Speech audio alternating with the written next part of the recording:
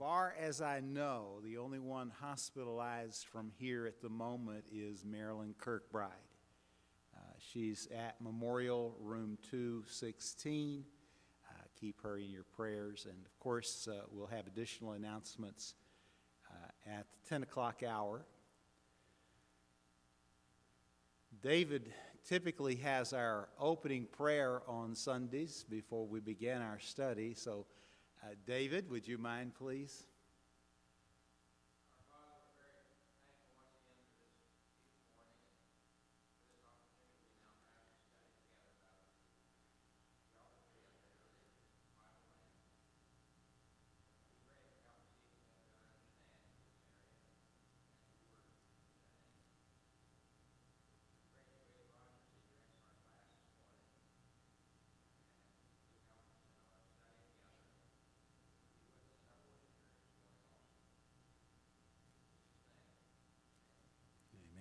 Thank you, David.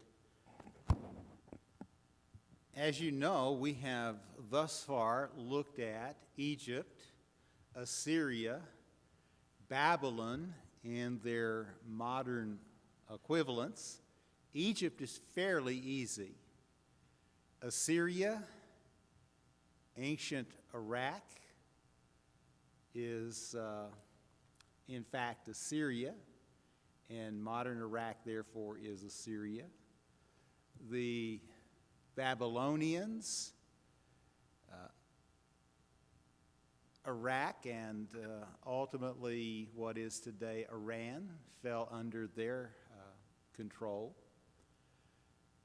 The Medo-Persians, modern Iran, and the Syrians, they're in the news all the time these days because of the civil war that's going on. And we've spent a great deal of time talking about Saudi Arabia and the advent of Islam. We've focused on the Ottoman Empire and its division at the close of World War I and the numerous problems that resulted from the division of territory, primarily motivated by a desire for oil-rich lands. And as we pick up our study this morning, as you can see by the map, we're looking at Syria. Syria is the nation to the north, so to speak, of Israel. And when you look at the Old Testament, you find that Syria was an enemy of both Israel and Judah. In fact, one story immediately comes to mind, recorded in both 2 Kings and 2 Chronicles, when Ahab, king of Israel, and Jehoshaphat, king of Judah, form an alliance to do battle with the Syrians. It was out of that alliance that Ahab was mortally wounded and died, as the prophet Micaiah indicated would occur. And furthermore, you think of Syria as Bible students, you think of Naaman the leper. Naaman was a commander in the Syrian army who came to Israel in search of a cure for his leprosy, was ultimately put in contact with the prophet Elisha, who didn't even deign to come out and see the man. He sent a servant out and essentially offered instructions to go to the River Jordan and wash 7 times, leading to Naaman's great anger. And then when he had calmed down, somebody suggested you were prepared to do pretty much anything the prophet demanded. Why not this little thing? And as you know, when he obeyed, he was cleansed.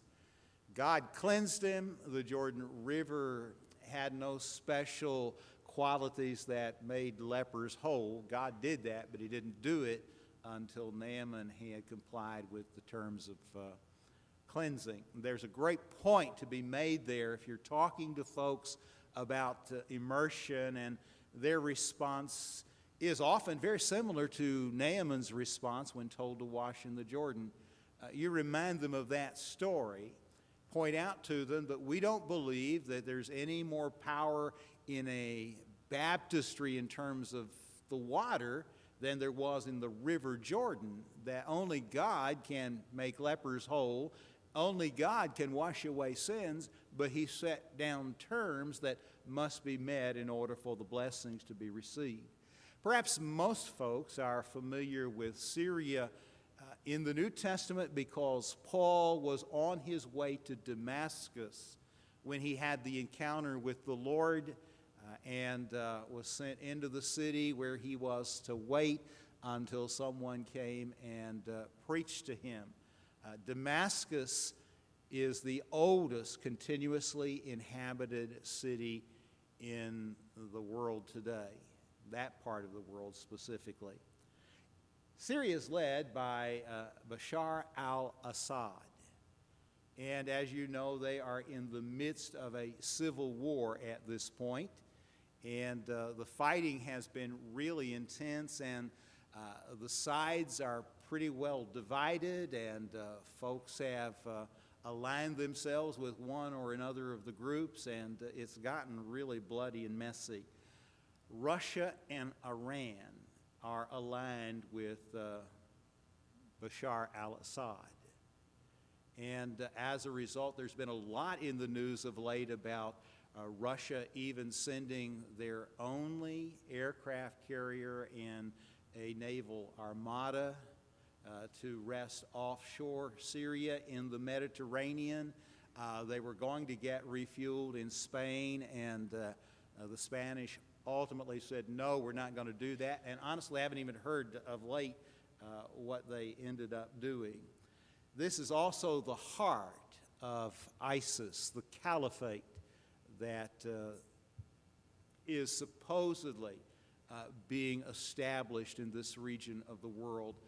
What is happening ostensibly is that Muslims who believe that their ultimate goal is to win the world for Allah, to do it by any means at their disposal, primarily by the sword or through military might.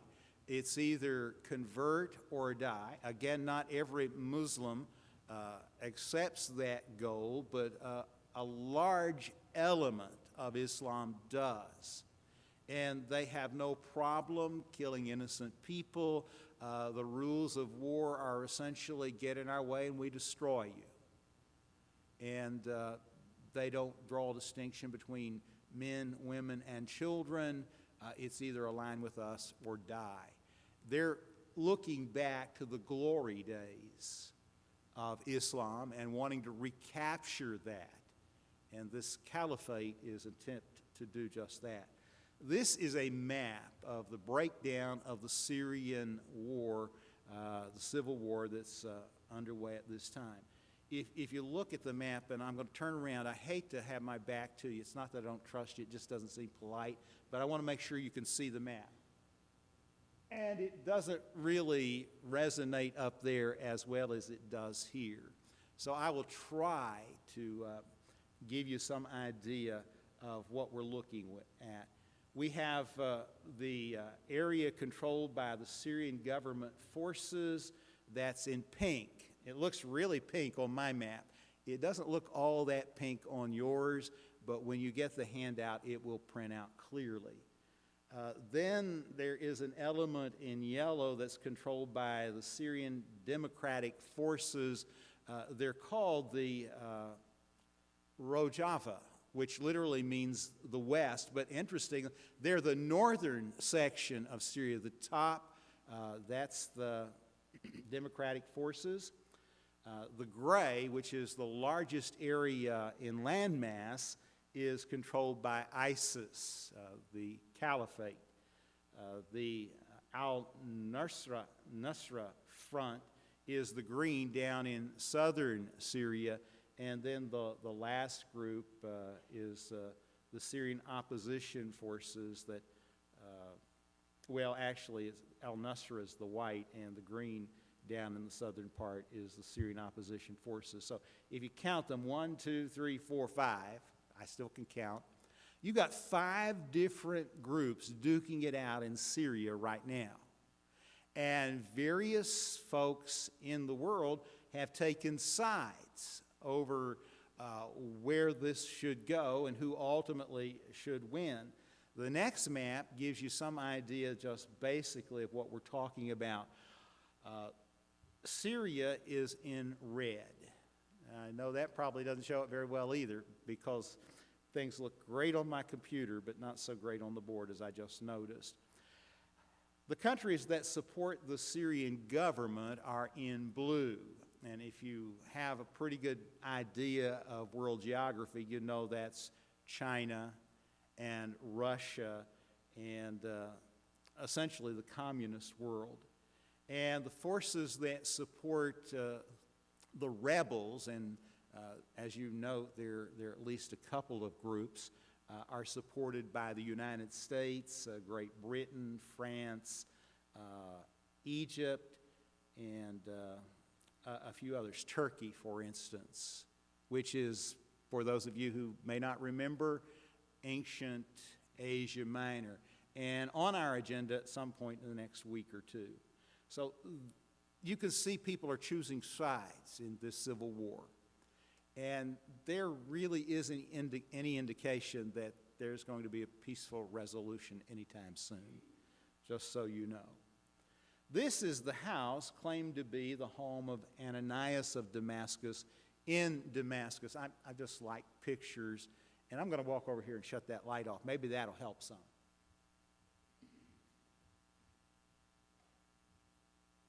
No, it's not too bad.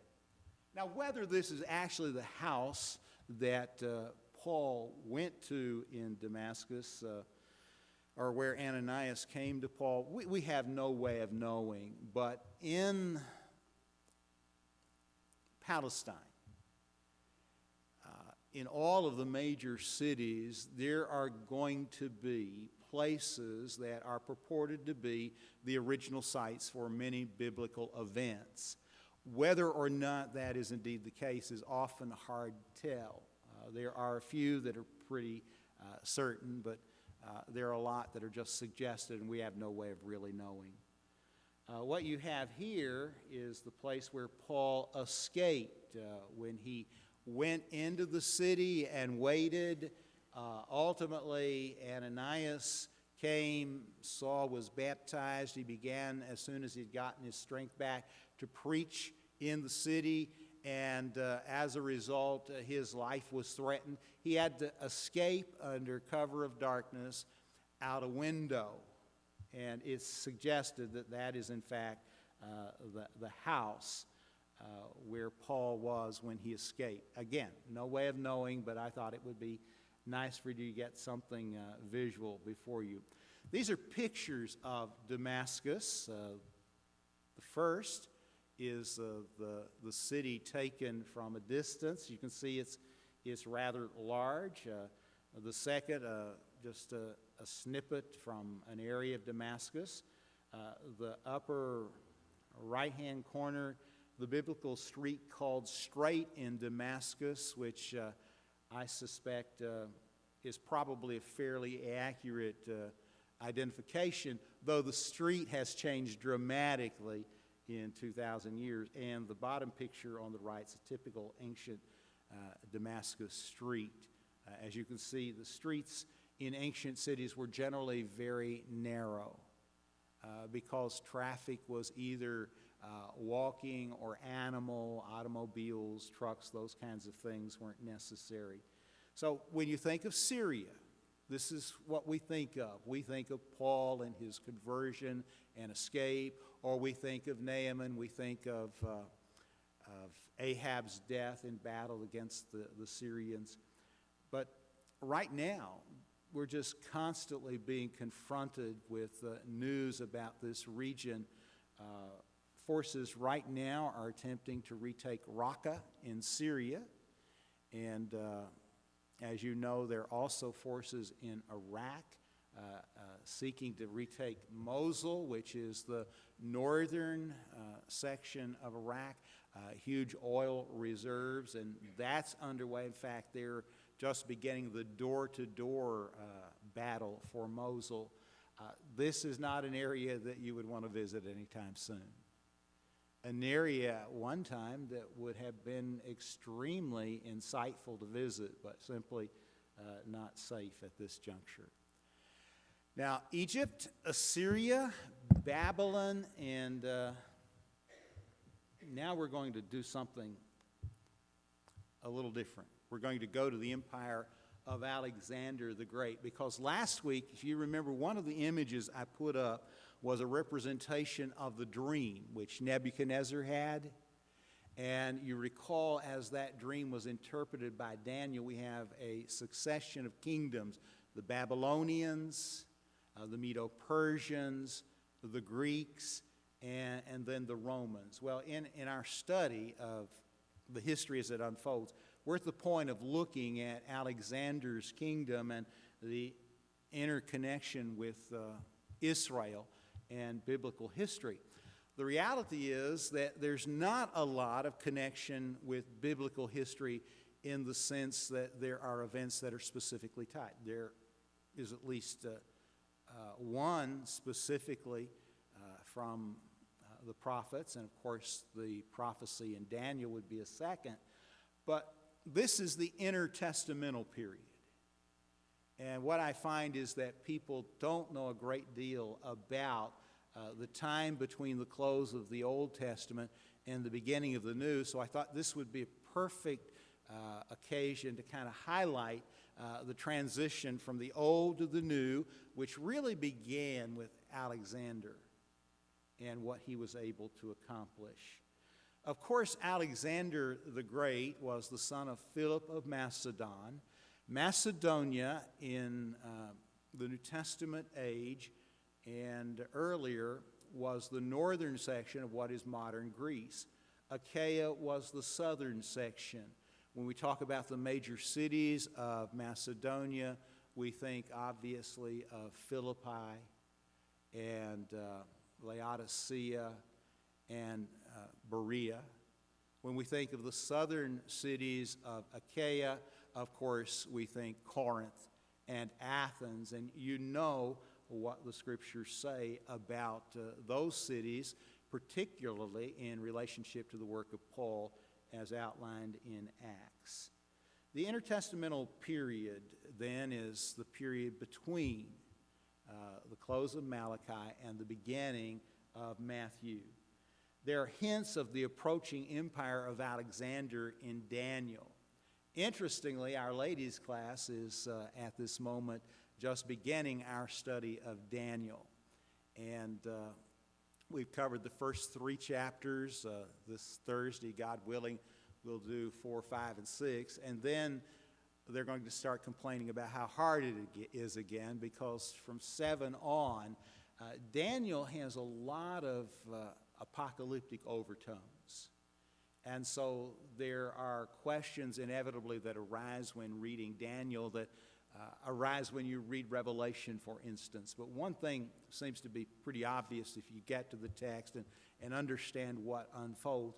Alexander is clearly described as coming on the scene. With his work of conquering the world, what resulted was the spread of the Greek language and culture. And it essentially paved the way for the ministry of Christ. Jesus came on the scene at the very time that God intended him to come. That was in part the purpose of Daniel 2:44. In the days of these kings, God would set up his kingdom. What was so special about that? Well, there were a number of things, including the fact that Greek culture had pretty well encompassed the known world at that time. And so it was a universal language that made the communication of the gospel much easier than it would otherwise be. And so what Alexander was able to accomplish, in part, just laid the groundwork for what God would eventually be able to do in the person of his son. This period begins with the close of Malachi, about 430 BC. And it ends with the advent of the New Testament. And I don't know precisely when the first book of the New Testament was written. In this particular study, we've said sometime in the area of 50 to 55, but there are those that believe some New Testament books could be earlier. I just don't know. And in all probability, the last was written sometime in the decade of the 90s of the first century, and that would be Revelation. A whole lot changed between the close of the Old Testament and the beginning of the New, and Alexander and his kingdom and his success were at least in part responsible for many of those changes. I'm going to give you some examples of political, religious, and social or cultural changes that developed between the close of the Old Testament and the beginning of the New. And if you look at the slide before you, when the Old Testament closes, the Persian Empire is essentially in control. Again, that is modern Iran.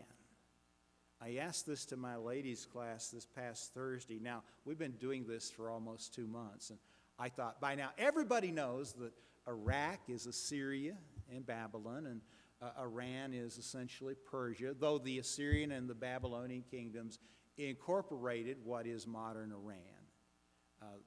The Medo-Persian Empire ruled the same territory as Persians, and when the Old Testament closes, the Persians, the Medo-Persians, are in charge. When the New Testament begins, who's in charge? The Romans. Jesus was born in the days of the Roman emperors. That happens to be exactly what Daniel had predicted in Daniel 2:44. In the Old Testament, at the close, there was a Jewish governor over Palestine. But with the advent of the New Testament, we've got a Roman governor, the one at the death of Jesus, you know by name, Pilate. And of course, you know his effort to be neutral and how he failed. At the close of the Old Testament, there's no organized judicial system, but with the beginning of the New, there's both a Jewish and a Roman system. And of course, because of something Ananias had done without Roman sanction, he had authorized the execution of someone. He was removed from his role as high priest by the Romans, and Caiaphas, his son-in-law, was placed in that office. But there was a Jewish court, and the best example of this, of course, is Jesus before Pilate and Herod and Pilate again. But the Jewish court, you see him before Annas and Caiaphas, and you're familiar in Acts 4 and 5 with the disciples in Jerusalem being called on the carpet after making a lame man walk and filling the city with the name of Jesus. They're brought before the Sanhedrin, which was the Jewish high council that served in the sense of a judicial organization. The high priest in the Old Testament was subordinate to the Jewish governor. In the New Testament, subordinate to the Romans to a degree, and was clearly, by the first century, the most powerful man within Judaism itself. In the Old Testament, the Samaritans are politically influential. But by the advent of the New Testament, they're outcasts. Their numbers are small, they're weak, and with the exception of our Lord, essentially despised by the Jews. So it's a different political environment. Much of that initiated first by Alexander and then furthered by the Romans. Religiously, at the close of the Old Testament, the temple has been rebuilt. Remember, at the decree of Cyrus, they were allowed to return. Ezra and Zerubbabel come to mind. They laid the foundations for the temple about 536, and then they stopped working. They stopped working for 16 years until the prophets Haggai and Zechariah come on the scene, and through their preaching and their urging action, the people laid aside their efforts to build their own paneled houses and returned to complete the house of God. That is the temple of the Old Testament. When you get to the New Testament, about 20/19 BC, Herod began a remodeling project from that temple that is in Jerusalem at the close of the Old Testament. That project went on until approximately 64 AD. And when Jesus said, destroy this temple, and in 3 days I'll raise it again, they said, it's been under construction for 46 years, and you're going to tear it down and start building it and do it in 3 days? Well, he was talking about the temple of his body, but that's the temple that ultimately the Romans destroyed in AD 70. So it had been completed for 6 to 4 years before the Romans absolutely destroyed it. There were, at the close of the Old Testament, no real systematic traditions of the Jews. But what do you see when you get to the New Testament? Wow, clumsy today. I can't blame it on not getting enough sleep last night because I got my extra hour bowling, so I'm just clumsy. Not as clumsy as some people in this auditorium, by the way. Right, Danetta? And I'm not talking about Danetta. All right. At the close of the Old Testament, no systematic traditions, but at the beginning of the New Testament, Jesus is cornered because his disciples eat without washing their hands. The law doesn't say anything about that, but their traditions do. The law said you're to honor your father and mother, but tradition said just call it Corban, a gift to God, and you don't have to honor the law. You can do whatever you want with Corban for yourself, but you don't have to honor your father and mother. There are all kinds of traditions that they adhered to in the first century that were not known at the close of the Old Testament. At the close of the Old Testament, idol worship was not completely eradicated. And when you look at the history of the Jewish people, from the Exodus all the way through the close of the Old Testament, and you know the law that God gave to Moses on the mount, you'll have no other gods before you, no graven images. You just don't get clearer than that. And yet they're haunted over and over and over again by this return to idolatry. When you get to the New Testament, you don't find that within Judaism. You find it in the world. You see Paul saying of the Athenians, you're too religious. Everywhere he looked, he saw some inscription to an idol, some representation of a deity, including one to the unknown God. That was the pagan world. Judaism of the first century had essentially eradicated idolatry. At the close of the Old Testament, intermarriage was still prevalent, but at the beginning of the New, they were completely separate. A faithful Jewish man would marry a Jewish woman. There would be no aligning with the strangers, which mean foreigners, which if you go back and read Ezra and Nehemiah, you'll find was a real problem then, but not a problem in the New Testament. Then you look additionally at the differences. They had a vague belief in immortality at the close of the Old, but a very clear belief in the resurrection, in angels and spirits at the advent of the New, with the exception, as you know, of the Sadducees. And the Sadducees directed the idea of immortality, the resurrection, thus the existence of spirits.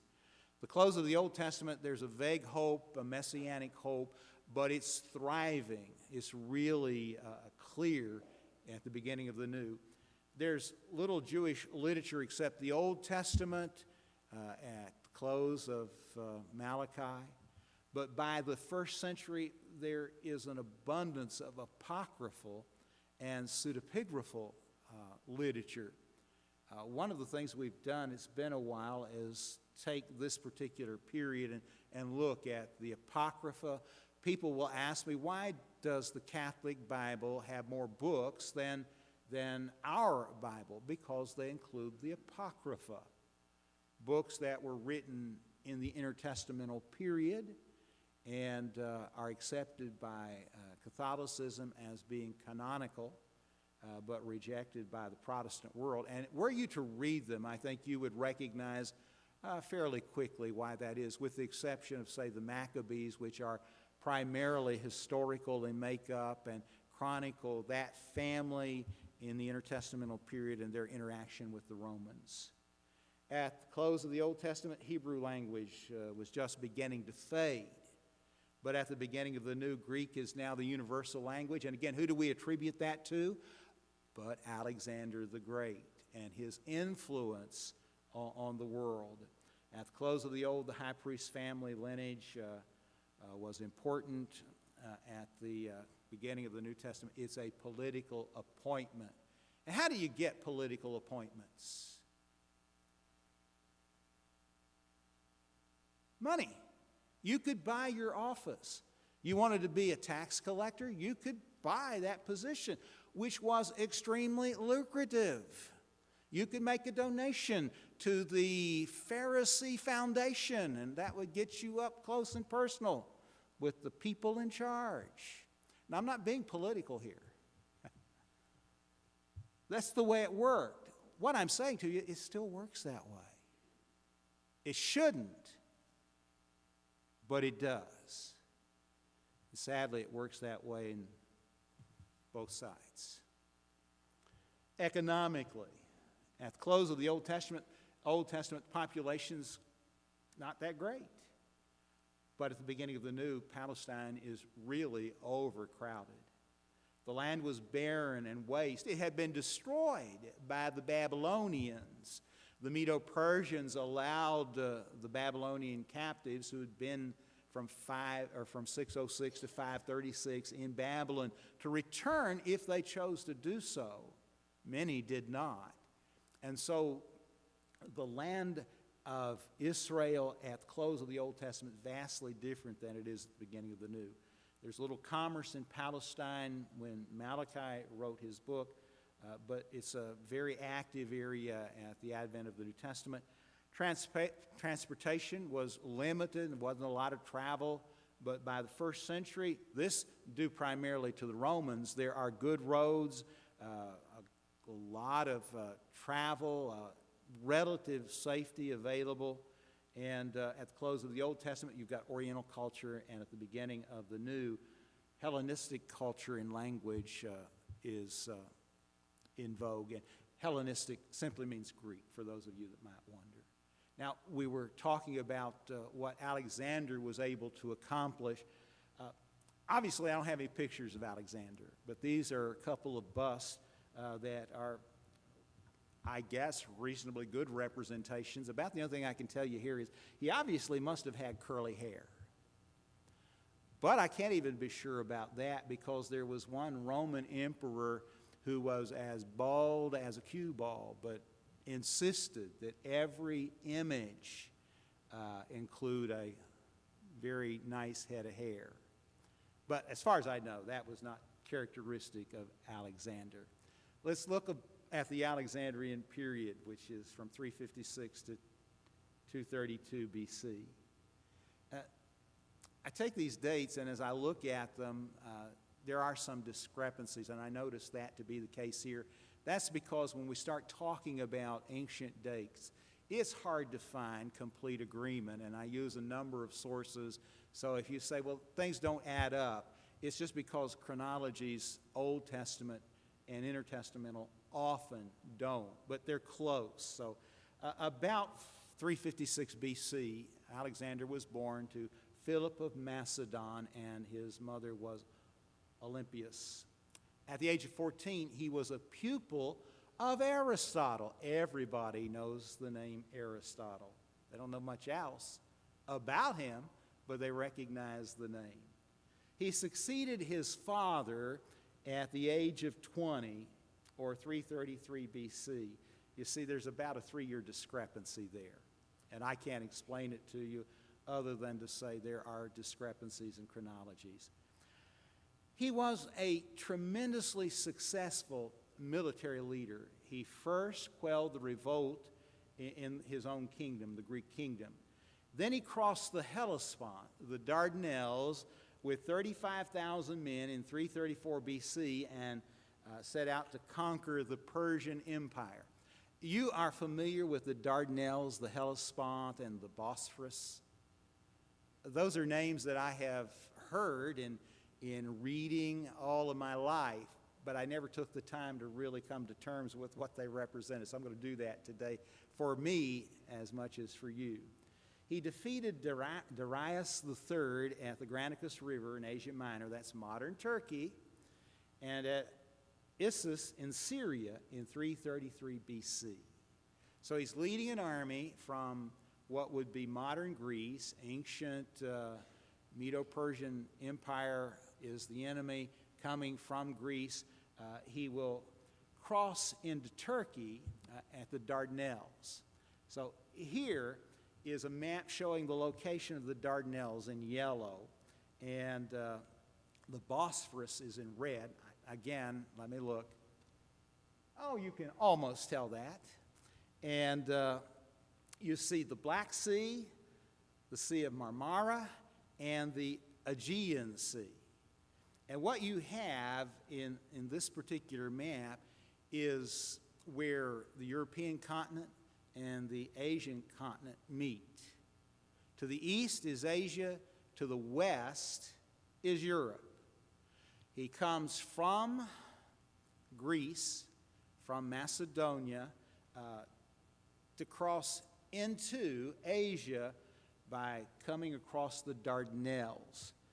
Now, here is a picture of the Dardanelles. Let me see if my pointer's working today. Yeah, this section right through here is called the Dardanelles. It's really narrow here. He brought his 35,000 army down and crossed somewhere in this area into Asia Minor, modern Turkey, to begin his conquest. And this particular map was taken from a Landsat 7, in September 2006. That's one of those big satellites up there that takes pictures all the time. And as you can see, it's a fairly narrow body of water. There have been other crossings, some successful, some failed. They built pontoon bridges, they lashed ships together. Because it is so narrow, it's an ideal spot to cross from Europe into Asia to begin the conquest. But I mentioned not only the Dardanelles, which are the Hellespont, if you want the other term for that area. I mentioned the Bosphorus. And this is a close-up of the Bosphorus Straits taken from the International Space Station in April of 2004. And that's this area. This is the Black Sea. This is the Sea of Marmara. And this area, this is Istanbul, Turkey, on each side. And the Bosphorus literally means wandering cow, just because of the path through there as you traverse from the Black Sea to the Sea of Marmara, and then into the Aegean, and then the Mediterranean. So when we do the test, you're going to be able to differentiate between the Dardanelles and the Bosphorus, and know that Hellespont is another name not for the Bosphorus, but for the Dardanelles. I'll get that down, take your good notes. I just find it fascinating to see how these armies progressed. And he crossed the Dardanelles into what would be modern Turkey today and set out on a mission that enabled him to conquer all of what we have identified as ancient Assyria, Babylon, and Persia, to go all the way down into Egypt, actually go to India, and then come back. And he did this in a relatively short time, which is pretty phenomenal. Alexander took Tyre. Tyre is a Phoenician city. You're familiar with Tyre and Sidon on the Mediterranean seacoast. He took Tyre after a 7th-month siege, and he fulfilled Ezekiel's prophecy. And we don't have time to look at Ezekiel's prophecy this morning, but if you'll read it in chapter 26 and then again in chapter 28, Ezekiel talks about Tyre being taken and how ultimately it would be scraped to the bedrock, and fishermen would eventually dry their nets on the barren rock. And many had attempted to take this city in the past, none successfully until Alexander came along. What happened is that the residents of Tyre moved offshore to a little island out in the Mediterranean. And they thought, invincible till Alexander came along. Well, nothing Alexander believed was beyond his ability. So he simply commanded his army to build a causeway wide enough to march the entire army and all of their weapons of war out to the island and take it. They scraped the city down to the bedrock to fill in and build the causeway. And what was described in Ezekiel actually, literally came to pass in the minutest detail. And then people want to tell me that this book is just a book, outdated and irrelevant. How in the world could Ezekiel, in captivity, know about the destruction of a city with such detail that is years and years and years from being realized? And it's because, as Isaiah says, the Lord, the God of Abraham, Isaac, and Jacob, knows the end from the beginning. And predicting the future is not difficult at all for the Almighty. John's up there about ready to hit the buzzer. I like to get through this one. He sieged Gaza for 3 months, took it. He marched to Jerusalem, was welcomed by Jaddua, the high priest, and the people. He was the conquering hero when he got to Jerusalem. Sanballat obtained permission of Alexander to build Mount Gerizim, the temple at Mount Gerizim for Manasseh. Remember, the Samaritan woman in John 4 says to Jesus, we believe that Mount Gerizim is the place of worship and the Jews Jerusalem. What do you say, kind of thing? Well, that unfolded as a result of Alexander's success, the building of that temple, which eventually was destroyed, didn't exist when Jesus came on the scene. He moved on to Egypt, was accepted in Egypt as the god Amun-Ra, or Amun-Ra. They saw him as the conquering hero and attributed to him divinity. We got to have to quit at this point with Alexander's conquest.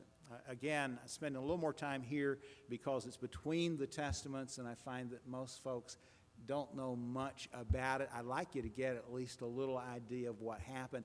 Everybody knows who Alexander the Great was, and they know he conquered the world and died when he was only about 33, but there's not much more that's known. It was actually just an absolutely phenomenal accomplishment, and it's predicted in Scripture.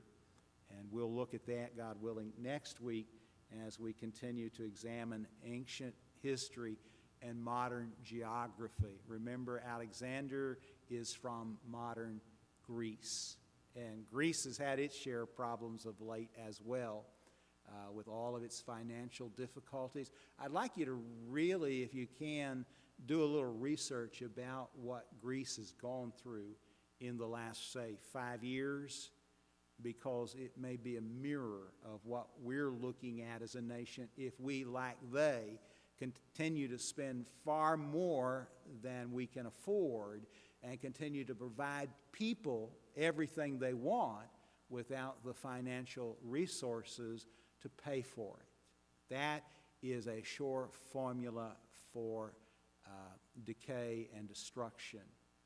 And honestly, again, not a political statement, this is the direction we're going. People will go to the polls Tuesday and they'll vote on the basis of who's going to give me more, not who's better equipped to lead, who shares values, who will uphold the Constitution, those kinds of things. Who's going to give me more? And that's not what it ought to be about. That led ultimately to the destruction of Rome. It's leading to the destruction of modern Greece, and as a nation, we're headed in that